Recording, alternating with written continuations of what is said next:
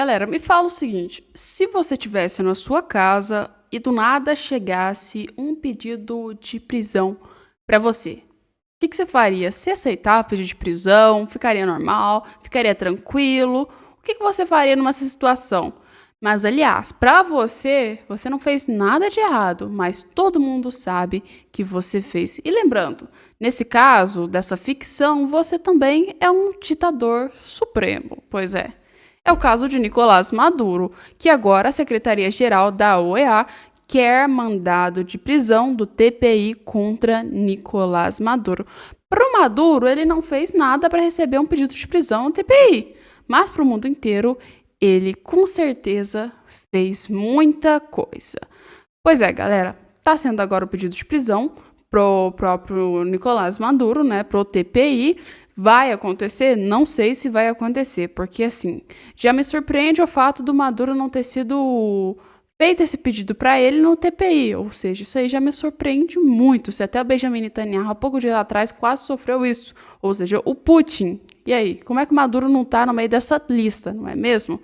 Mas agora o mundo inteiro está se unindo para remover o Maduro do mapa e falar tchau, tchau, Maduro, até nunca mais, né? E provavelmente o TPI consiga, sim, fazer esse pedido de prisão se caso o EA tiver forças para conseguir tirar o Maduro. Só que a OEA, para ela ter essa força tão grande de tirar o Maduro, ela precisa de uma coisinha: a votação de quase todos. Mas no meio da OEA, né, dessas organizações, a gente pode dizer da América, tem sempre os países que a gente considera os estragas prazeres e acaba fingindo demência, ou então não ajudando, né? Cortando o barato da galera que queria ir lá incriminar o Maduro e, claro, ajudar a Venezuela, né? Mas a maioria desses países são os mais democratas, não é mesmo? Pois é, e a gente tem o Brasil e o México, né? Que a OEA, ela não conseguiu aprovar a resolução contra o Maduro após a abstenção aí do Brasil e do México. Ou seja, temos dois governos incríveis, né? O México, há pouco dia atrás, estava com eleições aí, né? Não foi à toa que teve vários candidatos que foram mortos no México e outras coisas assim. Então a gente já vê que o México também não é uma diplomacia muito grande e o Brasil também não está muito longe disso, que agora também está aí atrapalhando a resolução da OEA. Ou seja, não vai ter prisão. Provavelmente não vai ter, e não vai ter nenhum pedido grande para que o Maduro esclareça qualquer outra coisa pela OEA, já que o Brasil e o México estão aí cortando o barato de geral, né? Fingindo demência e não querendo participar dessa acusação contra o Nicolás Maduro. Mas é o seguinte, né? Me diga com quem tu andas que eu direi quem tu és. Pois é, o Brasil tá nesse caso bonito dessa bela frase. Mas é o seguinte, mesmo que o Brasil não queira colaborar nem um pouco com a América, querendo apoiar o Maduro e querendo fazer o que for, o Maduro ainda continua com a ampulheta na mão, né? E o tempo dele acabou e chegou ao fim agora, já que agora os prazos acabaram. E o órgão eleitoral não divulgou total os votos nem as atas na Venezuela. Para piorar, galera, a ata não foi divulgada, tá? O Maduro não deu esclarecimento durante o fato do que o prazo está terminando. E para piorar, ainda teve ex-presidentes que viraram e falaram: galera, as atas que estão sendo fabricadas são falsas porque os chineses estão ajudando agora os venezuelanos a criarem atas falsas, pegando até mesmo a identidade dessa galera, tá? Para fazer as atas como se fosse realmente a população da Venezuela. Só que a gente vai descobrir isso que não vai dar muito certo, né? Primeiro, que se o Maduro já fez isso, enrolou esse prazo para entregar essas atas, significa que tem alguma coisa de errada na ata. E agora, com essas denúncias, a chance do Maduro fica cada vez pior e o tempo dele está chegando ao fim. Ou seja, está acabando o governo do Nicolás Maduro e entrando em colapso por completo, né? E nas previsões de colapso por completo de mais uma ditadura, como por exemplo a da Venezuela, o Brasil precisa se aliar a outra ditadura, porque democracia brasileiro não gosta não, né? Ou pelo menos o governo do Lula não gosta de democracias. E aí ele pensa, analisa e fala: pois é, por que eu não me colo aqui com o Irã? Pois é, Gente, o Alckmin, eu tenho que falar uma coisa pra vocês do Alckmin. O Alckmin, ele ficou calado o governo inteiro do Lula. 2 anos, praticamente, a gente pode dizer. 2 anos não, 1 ano e meio, a gente pode dizer que o governo com o Alckmin, a gente não sabia nem que ele era vice-presidente da República. Vou te falar que, assim, o Haddad fazia mais trabalho do que ele, aparecia mais na mídia. O próprio Lula aparecia, a própria Janja, que nem membro do governo tinha mais cara de vice-presidente do que o próprio Alckmin, né? Porque o Alckmin não apareceu em quase evento algum, sumiu, desapareceu. E agora, do nada, o Alckmin aparece pra gente com uma coisa, com uma bomba, mais uma bomba, relógio mesmo, gente, porque o Alckmin se reuniu com o presidente do Irã horas após o ataque de Israel, tá? O que aconteceu com o ataque de Israel? Tinha um carinha chamado líder do Hamas, tá, gente? Não vou falar o nome dele, porque vocês já conhecem. O nome é muito difícil pra caramba, mas vocês sabem quem é. O líder do Hamas, que são vários, mas esse em específico, ele estava dentro do Irã numa reunião no Irã com o partido iraniano, né? E aí eles estavam falando lá durante essa bela fala que Israel tinha que acabar e outra coisa, que exterminar Israel. Legal, beleza, né? Só que a revista e o jornal Teherã, que é do Irã, publicou as imagens. E quando ele publicou as imagens, tinha uma pessoa que era reconhecida pelos brasileiros, no meio de tanta gente. Pois é, o Alckmin, que estava lá no meio desse rolê aleatório, junto com o Irã, o presidente do Irã, e além disso também o próprio líder do Hamas. Ou seja, só tinha terrorista lá no meio e o Alckmin estava lá. Então, bem suspeito e aleatório, né? E horas depois que esse cara saiu dessa reunião, né, acabou que ele foi de arrasta para cima e morreu por conta de um ataque de Israel, né? Alguns consideram antes que foi ataque de Israel, e Israel confirma, mas assim, tem aquela dúvida, né? Tem sempre umas pessoinhas que falam, será que foi, será que não foi? O que aconteceu com o ataque contra esse cara? Mas assim, todo mundo reconheceu que foi Israel que atacou, e até mesmo o próprio Irã, tá? E o Irã fez o quê? Viu que Israel fez esse ataque, pegou e disse que iria completamente devastar Israel por causa disso. Ou seja, o Irã aproveitou a oportunidade de que o cara tinha ido lá de arrasta pra cima por conta do governo de Israel e do nada vestiu a camisa da faixa de Gaza e falou: galera, vamos lá que a gente vai acabar com Israel. E no dia seguinte disso, o Alckmin resolveu ir conversar com o presidente de Irã. Seguinte não, aliás, horas, tá? O Alckmin resolveu ir conversar com o presidente do Irã, ou seja, no melhor momento possível para o Brasil entrar no meio de um conflito e conversar com o presidente é depois que ele ameaça atacar um outro país. Pois é, galera, é incrível o quanto o Brasil ele é ótimo para escolher as melhores horas para fazer relações econômicas, não é mesmo? Aí a Venezuela está no caos e o Lula resolve fazer relações econômicas. Alckmin está vendo que o Irã está no caos e vai lá representar o Lula fazendo relações econômicas com o Irã. Ah, pelo amor de Deus, não é mesmo? O que acontece? O vice-presidente e ministro do Desenvolvimento, Indústria, Comércio e Serviços e, no caso, é o Gerardo Alckmin, né? Ele meio que reuniu nessa data da quarta-feira, agora com o presidente do Irã. O encontro ele ocorreu horas após o ataque de Israel a território iraniano que matou o líder do Hamas, ou seja, foi um ataque ao território iraniano que atacou um cara que era da faixa de Gaza, para vocês entenderem. Na reunião foi confirmada pelo correio com a assessoria de imprensa de Alckmin, ou seja, o vice-presidente e, no caso, o presidente do próprio Irã conversaram sobre as relações bilaterais brasileiras e iranianas, que já duram aí quase 120 anos. E sobre a entrada do Irã para o BRICS, no início do ano. Pois é, o Irã está entrando para o BRICS no meio de conflitos extremamente grandes. Olha, também conversaram sobre expansão do comércio entre os dois países, especialmente a venda de soja, de milho, carnes do Brasil. Pois é, no meio do conflito a gente está vendo que o Alckmin resolveu falar sobre economia. E, para piorar, que a gente tem que lembrar para piorar toda essa situação, tá? Porque se a coisa não tava boa, com o governo Lula ela consegue ficar cada vez pior. Então nunca ache que assim, se tá ruim não pode piorar. Pode piorar sim, tá? O Irã ele autorizou ataques direto a Israel. Pois é, Alckmin tá lá se reunindo com o presidente do Irã e o presidente do Irã tá autorizando que taquem bomba em Israel. É esse resumo lindo para vocês verem. O que acontece? O Irã ele vem jogando várias indiretas para o governo de Israel ultimamente para tentar entrar em um conflito. Ou seja, a guerra começou com a faixa de Gaza. Em poucas semanas, o Irã já tinha dado uns 40 pitacos sobre o assunto que nem era da conta dele. E depois ele começou a financiar, ou seja, a faixa de Gaza para que o Hamas atrapalhasse o governo de Israel e fizesse aquelas atrocidades. Quando o Hamas começou a perder, o que o Irã fez? O Irã pegou e financiou o Hezbollah aqui no Líbano, ou seja, as estratégias do Irã. O Irã é tão mirabolante, ou seja, o governo iraniano, que primeiro ele jogou o ataque para a faixa de Gaza, não conseguiu ganhar por Israel, sacrifica o próximo, que é o Líbano, e agora vai ter a guerra direta com o Irã. Em algumas semanas a gente pode ver porque o Irã já ameaçou fazer os ataques direto a esse país.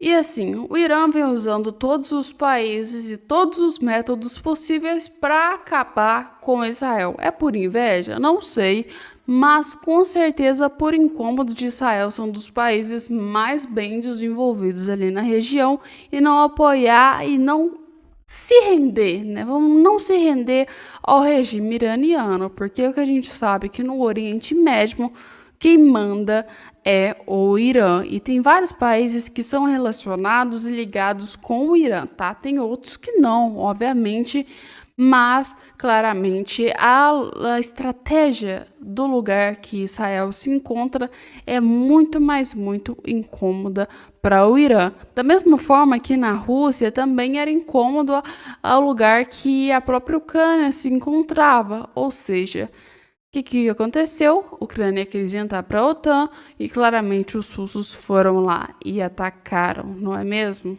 Pois é, teve até apoio da Bielorrússia, para vocês terem noção, o quanto também a semelhança entre esses tipos de governos, né?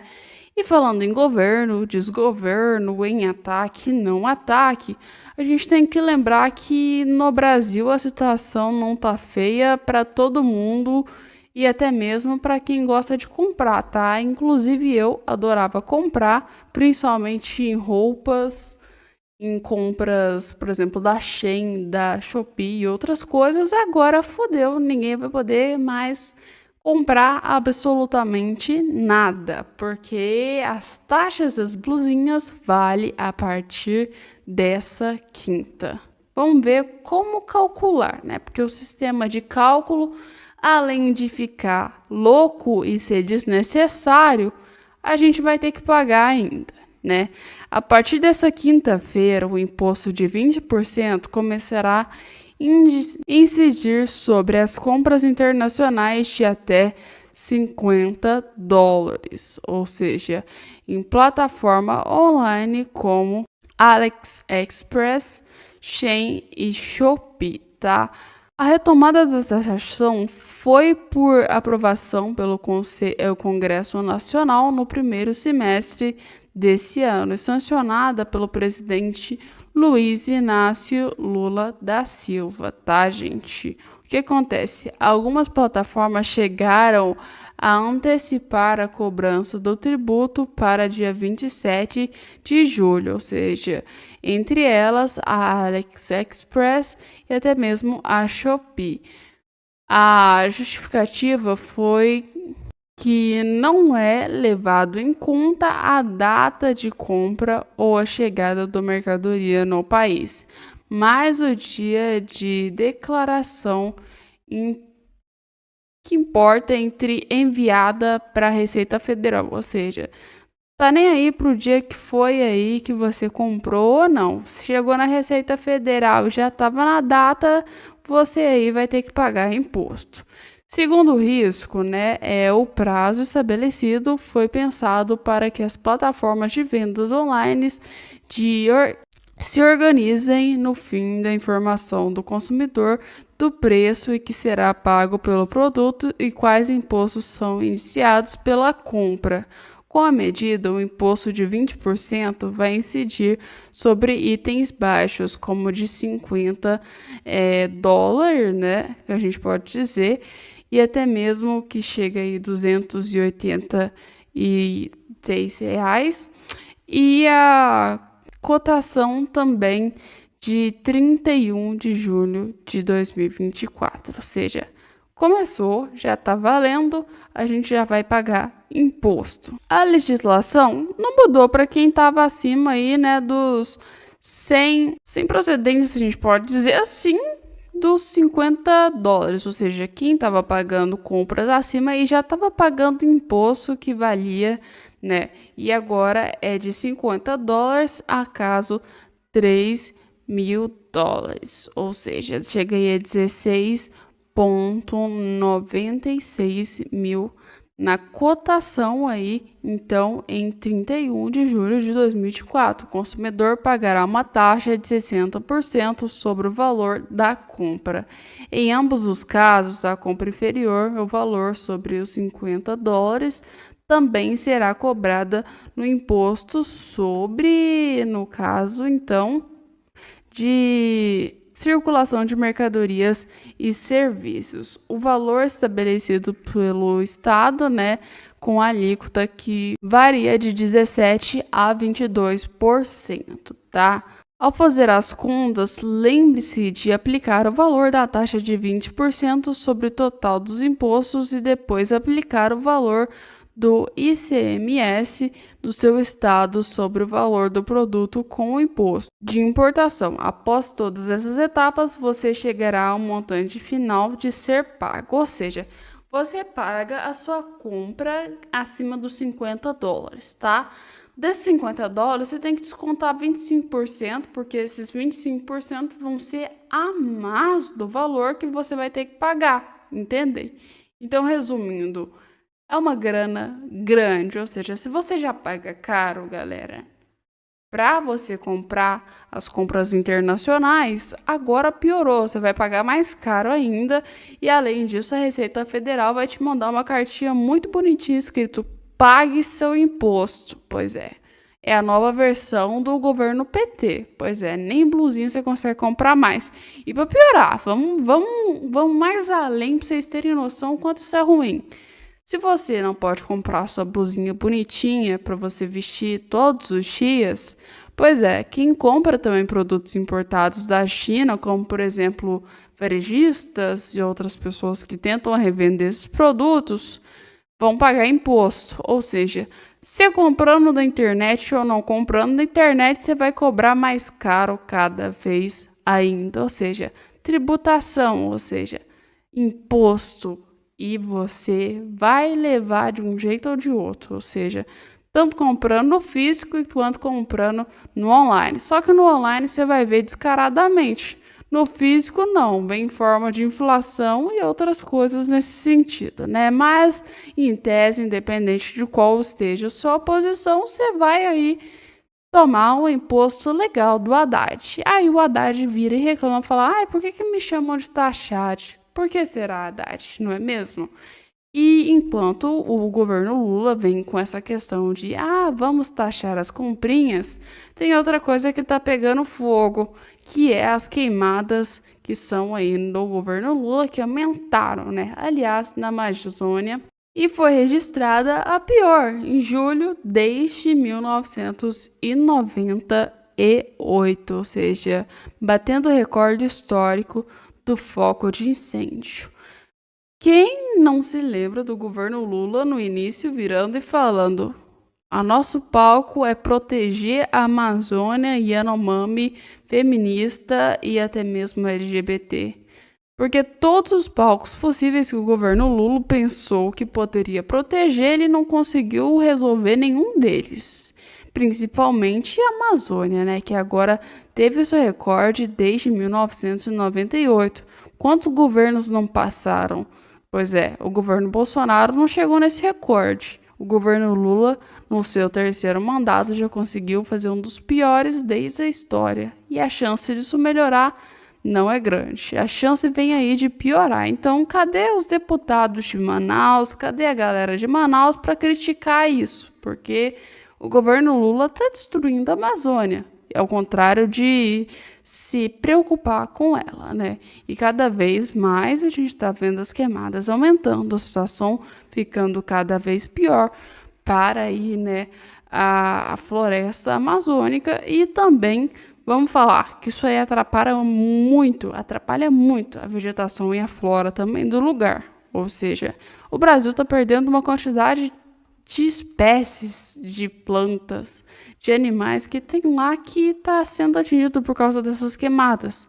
E, aliás, o governo Lula está protegendo esse povo, está protegendo os Yanomamis, está protegendo a Amazônia, está protegendo tudo que ele disse que ia proteger. Pois é, não tá não, e a gente foi enganado.